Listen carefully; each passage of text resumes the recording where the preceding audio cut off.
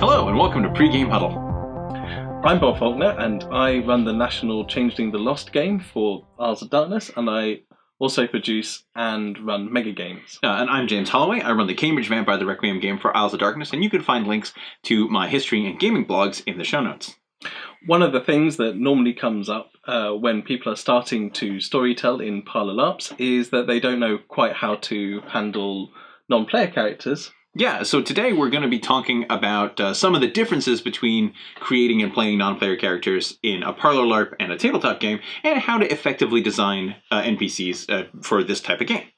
So in our games, primarily it's a social game, and therefore players are often just talking to one another, and you want to interject a character into the room in order to provide additional information or to give them somebody to talk to. Right, and so NPCs can fulfill a variety of different functions, and here we're kind of differentiating NPCs that get played from just like an antagonist that might turn up only in a fight scene, or someone who might only turn up in a downtime. We're talking about someone who's being played in the room, at least at some point during the game.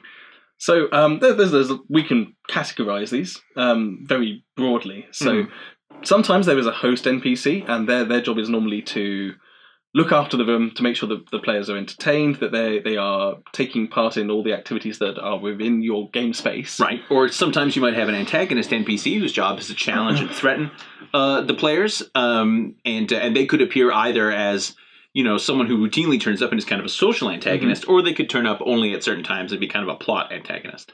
Yep, there's your quest givers, so they're NPCs that come in. They normally have a problem or a challenge that they need solved, and they will offer a reward, or they provide a stake for the player characters, which means that they want to go and engage in that plot. Right, and you've got NPCs whose role is to provide information of other kinds, so sort of your like witnesses or informants, whose job is to kind of be knowledgeable on particular topics. And I think largely, broadly, the last kind of topic is the non-player character that nobody quite understands why they're in the room at first, but then they realise that there's something mysterious about them. Right, or that there's some deeper level of information that you can be gained if you can solve them like they were a puzzle. Right. Now, Bob, some people will say, like, well, wait a minute, this is a game that's all about the exploration of character. Shouldn't the NPCs be, fully realized people with their own backstories and desires and drives and so on? Well, it depends. Do we have all day to do this? I personally do not have all day. No. So, really what you've got to do is really quickly focus down on what is this non-player character going to be doing.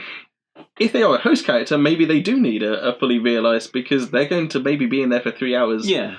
And they're going to have to talk a lot. Or if they're a main antagonist, where, yes, the what it is that they want and what they're motivated by could turn out to be really important. But like a quest giver who is just there for this session in order to get them to go somewhere, maybe they'll turn up again later, but this is the first time we're meeting them.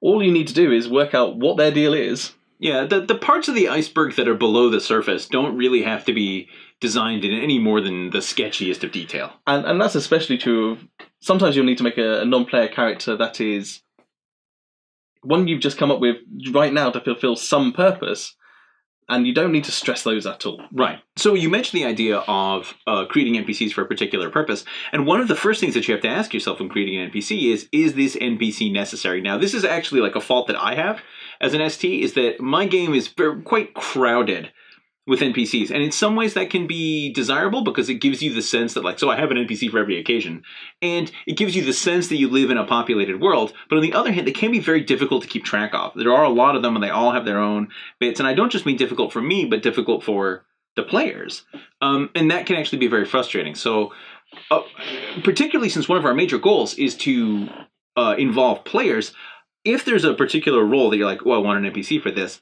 the first question you should ask is this NPC necessary? Could I assign this role to a player? Like, could I get a player to introduce this information somehow? And that's great, because then the players feel like they are connecting with the game in some fashion as well. Right. Absolutely. But also, like, this comes down to how precious we feel about these non-player characters, because often STs can become very attached to a particular NPC in a way that they wouldn't become attached to a prop. Right, and we're going to talk about that as one of the kind of recurring problems with NPC design later. Yes. So, and you can sort of avoid that problem to some extent by thinking about what is the role that this NPC serves in the game. Like, what is the part that they have to play? You mentioned some of the key ones before, but really you just want to think ahead to the session and think, what is it that I envision this NPC doing? And what do I envision them, like, facilitating the players doing? Yeah, so you've got to view them as like a narrative tool which can transform your game. In the last video, we talked about how conflict or action sequences can do that, but also characters can do that because they bring new information to the table, or they provide you with a new function that they can provide for you. They can solve a problem that you're having, and that's great. Present a new problem. Yeah, or present a new problem. Yes. Yeah. So now that you've decided what the role is that the NPC is going to be playing in your game, you have to actually create the character, right? And so we asked for questions before we started this video, and the first question we got about designing NPCs was, how do you avoid having NPCs be stereotypes? And I think the answer to that one is... why would you avoid doing that? Yeah, don't avoid that. Right. So for example, you go meet a hacker, you want to know that this is a hacker. Yeah. You want to know what sort of hacker they're going to be, whether they're going to be difficult or whatever, and you can just reach to popular culture. Yeah. And find a character that fits that, and then when the players arrive, they will know immediately that they're dealing with the right person. Right. Is it blue hair and piercings and energy drinks, or is it like lonely, skinny, unwashed person and energy drinks? Yeah, and you can bear a lot of information with your stereotype, which you ad-lib on top of that. Right, exactly. You start from the stereotype, and then if the character needs further depth, you can complicate it. Now, that doesn't mean... maybe the sort of subtext of this question was, how do you avoid offensive stereotypes? And the answer is the same way you avoid offensive stereotypes generally. So just stop to think, like, would I be offended by this? Like, yeah. Well, are all of my, female NPCs stripper ninjas? Maybe let's not do that. Yes, absolutely. Okay, so we talked about keep NPCs simple. Yeah, that's a good point.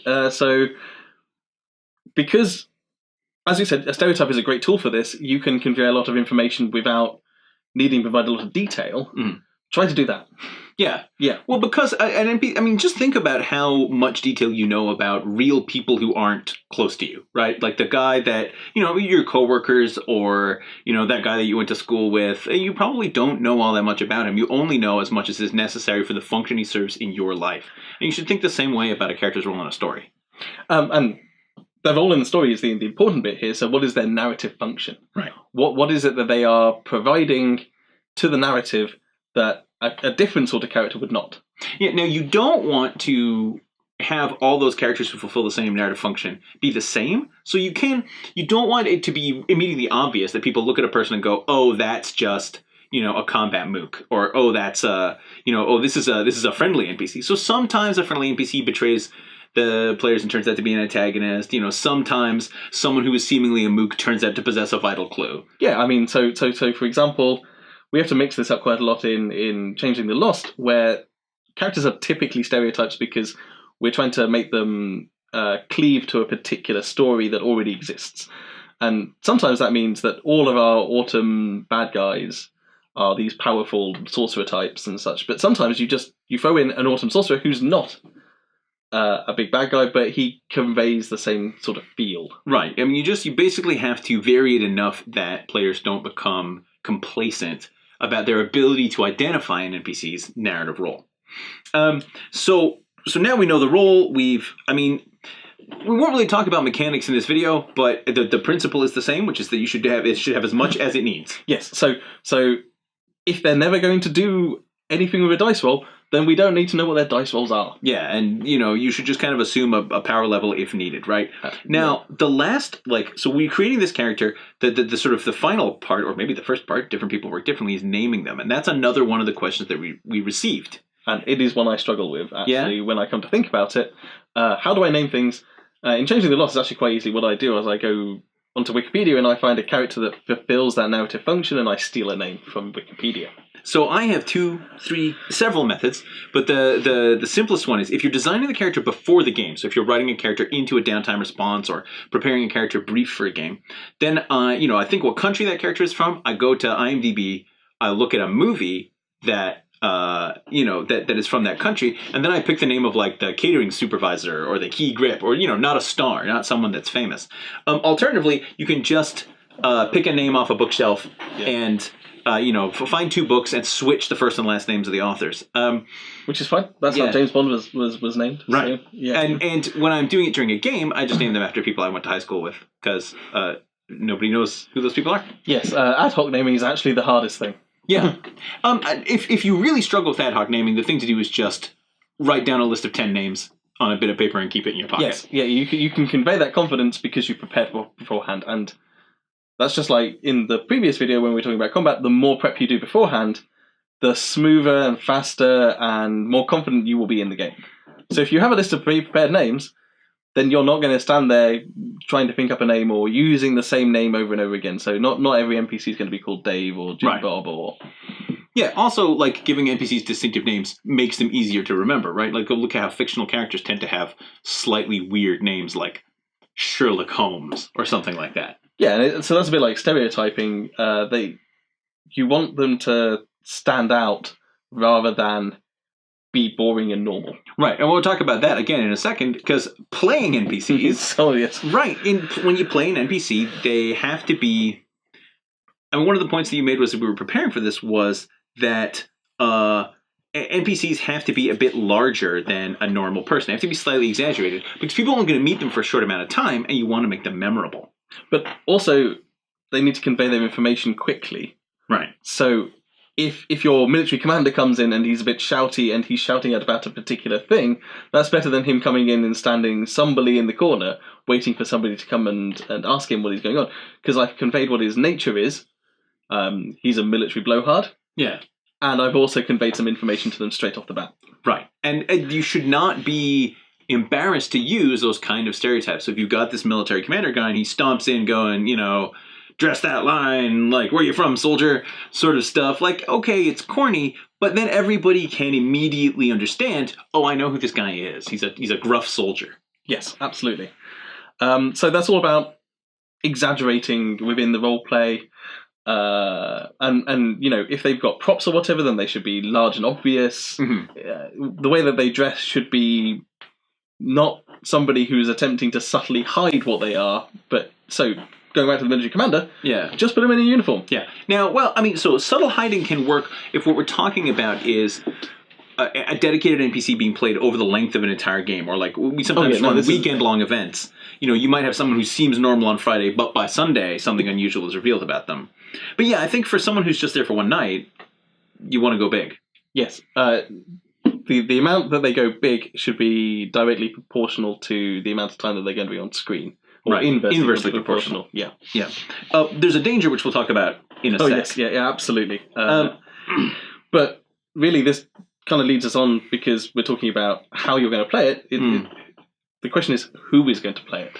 Right. So up to this point, we've really been talking about designing NPCs that you're going to play yourself. And the key point there is going to be knowledge, right? Like if you have a clue giver NPC and their role is just to sort of like I have a recurring NPC in my vampire game who's basically the guy who hears all the rumors. And he will turn up and just like dispense the things that he's heard. And that's kind of his social function. And that's easy for me to play him because I'm the one who wrote all that stuff in the first place. But at a big event, you might be writing a character for somebody else to play, and that poses its own set of challenges. Yep. So casting. Yeah. How experienced is this player? Have we seen them play a lot of NPCs before? Are they used to playing this sort of NPC? Mm-hmm. So, for example, there are some players who I would ask to play a merchant, mm-hmm. and there are some who I'd ask to play a spy, and there's others who I would ask to play like a military blowhard. Yeah, never ask me to play a merchant. No, absolutely, yeah. I can't do it. No. But we certainly have people who we would be comfortable giving that person a 2-line description and say, hey, you're playing a carnival barker, off you go. Yes, absolutely. And there'll be others where I'd be like, oh, why did you give that to that person? Yeah, and they'll sit there and they won't be engaging. But if I gave them, come in and be a ninja, then they would physically take up the space with their ninja-ness. Mm-hmm, mm-hmm. Yeah, now, of course, that's assuming you have the luxury of casting whoever you want. Sometimes you just gotta, you take who you got. Yeah. But if you know that in advance, and this is about the preparation, you can write the roles to the cast that you have. Okay. So when you're writing those roles, what do you do? Like, what are the things you think about when you're designing an NPC brief? When I'm designing an NPC brief, so firstly, how much information do I need to tell this particular player? So if they're not used to playing my particular game, so if they normally play Vampire, for example, but now they're playing Lost, it's easier to give them a role which doesn't require a lot of specific Lost information, or I'm going to have to write that information down. Yeah, I'm fortunate enough in Requiem that I'm able to like relate that to external things. Like everybody kind of knows what a vampire is, right? Yes. And a lot of the time I can say like, oh, well, you're like a gangster, or you're like a spy, or you're like a politician, you know, and those things are sort of transferable concepts, whereas you have to like explain some quite esoteric stuff sometimes. Yeah. You're a sugar vampire that's also a ninja. It's quite difficult for people to get their heads around. So that, like, how much detail then does that include? Like, well, as I said, it depends. So using the sugar vampire who's a ninja, I would talk about how they became a sugar vampire, but very briefly, like maybe a paragraph or two, just so that when somebody asks them how they became a sugar vampire, they can give some information. They don't need to give a lot of information. Players will often add the information for them. And what sort of ninjering do they do? Why do they do ninjering? What got them to the ninjering in the first place? Yeah. You know, one-liners. And now, so do you prefer to give NPCs like a set of sort of game goals, or do you give them a timetable, or what? It depends. So if the thing that I need them to do is time critical, then they get a timetable. Otherwise, there's no need to have a timetable. They just have a list of goals and or things that they want out of the game, things that they need to put in, things that they want to get out. Right. So things that they're going to put in are often, they just give them to the players, and things they want to get out, that's when they're interacting proactively with the players to get them. Okay. And how much do you supervise in play? It depends, again, on the NPC. If it's an important NPC that has critical information that can't be got wrong, I will often hover. Yeah, you kind of check in from time to time. Yeah. Just sort of, how's it going? But if it's simple and clear what they've got to do, and I trust the player, and I should trust the player because I've picked them for this role, right? Then they are free to go do it. Just wind them up and let them go. But importantly, they then come back to me at the end and tell me what they've done. So we've talked about kind of like the basics of designing, casting, and implementing NPCs. So what are kind of like the common pitfalls? I think we sort of touched on one of them before, which is what happens when an NPC takes up too much of the spotlight. Oh, yeah. So the game is about the players. Right. Not about the NPCs. And that's not always necessarily a bad thing if an NPC comes in and they command the whole room. If that's the purpose of that character, if they're meant to be a huge character in your game, then maybe they should command an entire room full of 20 or 30 people. Yeah. I find that the main, and unfortunately Requiem, the vampire game, doesn't contain too many of these, that the main two categories where that's a problem are friendly NPCs and funny NPCs. So a friendly NPC, people will tend to be like, well, we'll just get this guy to do it for us. Yes. But of course, most of my NPCs are swine, one variety or another. And a funny NPC, people just like watching someone do funny stuff. Like, it's just fun. So you have to kind of like make sure that you leave them wanting more. Right? Yeah, if you have an NPC like that, they work really well, but only in small doses. And if they get too popular, you can always kill them. And then people will be mad and want to find out who did it. But, if they're stealing the spotlight, turn the spotlight off. Just remove that character from the room in a reasonable fashion. They can come back later, but you've got to give the space for the players to be playing. Yeah, so that's how you deal with an NPC that's sort of overachieving. But what about NPCs who fail to achieve? Like, you know, like they can't get the players to go on their quest, or they whatever. Well, at that point, that's as far as I'm concerned. If nobody's interested, kill them, because the person playing the NPC is going to get frustrated that they're not achieving their goals. You're going to get frustrated that the players aren't getting the information they want out of the NPC. So rein them back in, and then give yourself some space to work out how you're going to fix that problem. I agree with that, but I sometimes find that you can solve that problem just by going a little bigger. So sometimes, you know, if you have an NPC who needs help, sometimes you really need to just run in and go, you know, and Peter Lorre it, right? Like, Reek, you must help me, Reek. Like, you got to just run in and go big. Because players are, you know, particularly if we're talking about a big event game, players are dealing with a lot of things simultaneously. They have a bunch of agendas they're trying to accomplish, and they may not know everybody, you know? Yeah, they don't know what are the important stakes. They don't know how to prioritize things that are going on. Yep. And you're still, even in a larger game, you're still trying to convey that information in a short space of time. So sometimes you need to go what you might think of as a little over the top. And I've learned it's very hard to be too obvious. All right, so hopefully that's been some helpful discussion about creating NPCs. Again, if you have any thoughts or any questions about designing NPCs for Parlour LARP, why not jump into the comments? And Bob... Yep. I will answer them. I will not. Because he will not. I won't. He will not. So, yeah, thank you. And what shall we do for our next video? Oh, it's clues. Clues. Right, clues. we're talking about clues. Clue design and placement. So join us yes. next time as we're going to be talking about clues and how to do them effectively. Thanks for watching. Thank you.